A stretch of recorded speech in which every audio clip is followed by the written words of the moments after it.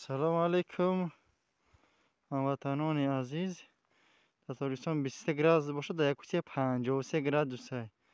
ای برف ای درخت اومد نمیگذاشت در بهار با فکرم 53 تا 57 درجه را داده خنکی.